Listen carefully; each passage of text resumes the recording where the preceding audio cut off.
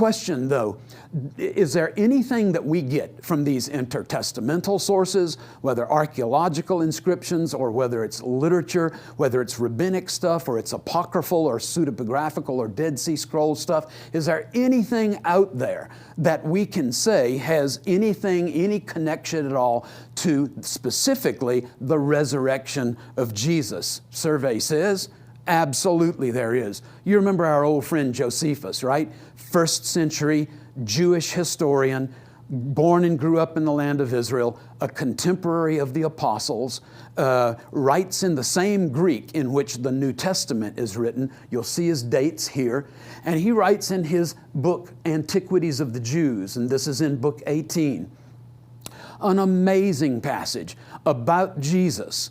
Many have disputed that there was even anything in Josephus about Jesus, and yet we have this text in chapter 18. We have another one in book 18. We have another one in book 20 of Josephus's Antiquities of the Jews.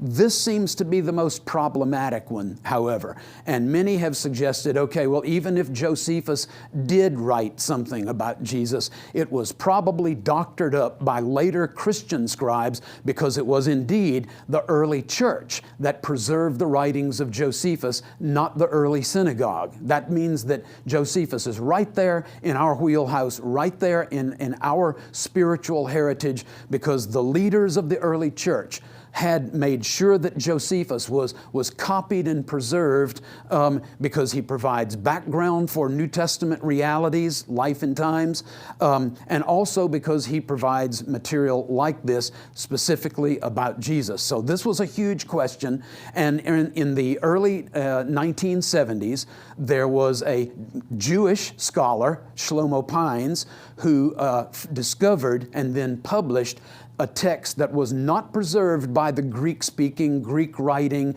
Greek-reading church and their scribal tradition. This was preserved in Arabic and bypassed all of that scribal activity in which the original Greek Josephus was subject to the possibility of change and being doctored up. So the text that I'm giving you here is the text that comes to us not from the Greek version, but rather from the Arabic version that preserves more than likely the most original version of what Josephus actually did write. Take a look with me at what Josephus says. It's an absolutely fascinating passage. At this time, there was a wise man who was called Jesus. This is something that our college students need to know. This is something that our high school students who are about to go away to college need to know, because the internet is full of, and society in general out there is full of all kinds of claims that if you took the Bible off the table, because you shouldn't use the Bible to prove the Bible, that's circular reasoning. Take the Bible off the table and you can't even prove that Jesus ever even existed, much less that he said and did what the Bible says he said and did. No longer true. One passage from ancient literature wipes out that entire argument, makes that discussion moot. At this time, there was a wise man who was called Jesus.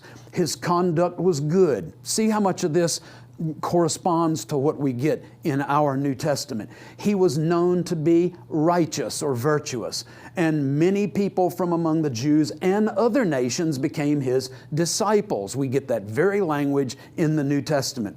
Pilate condemned him to be crucified and to die. How much more spot on is it that we need it to be before we're willing to accept, okay, we have Josephus here and we have the New Testament here. These are two independent witnesses that correspond. They corroborate the argument or the testimony of one another in the same way that we would do it if we were in a court case. This passage continues. Josephus is far from finished.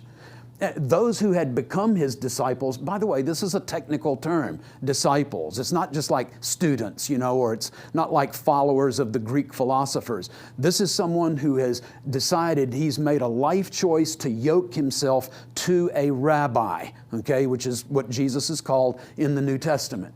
And these people have decided that they are going to conform their life, their way of life, their way of eating, their way of talking, to the ways of the rabbi. So this is a very important term preserved in the New Testament, also preserved by Josephus. Jesus was a rabbi who had disciples. His disciples did not abandon his discipleship. They reported that he appeared to them 3 days after his crucifixion and that he was alive. And so that's exactly the report that we also get from the New Testament Gospels, as well as some of the other material in the epistles like 1 Corinthians 15. Accordingly, he was perhaps the Messiah. He doesn't say he was. He's not in the tank for it. He doesn't say he wasn't. He's a little bit ambiguous, ambivalent about this. He is agnostic, but he's holding open the possibility, because of these kinds of reports, perhaps the Messiah, he was perhaps the Messiah concerning whom the prophets have recounted wonders or miraculous works. And there you have the reference if you want to take a look at it. I'm sure you can probably find some PDFs online somewhere. So there's Josephus, a first century source.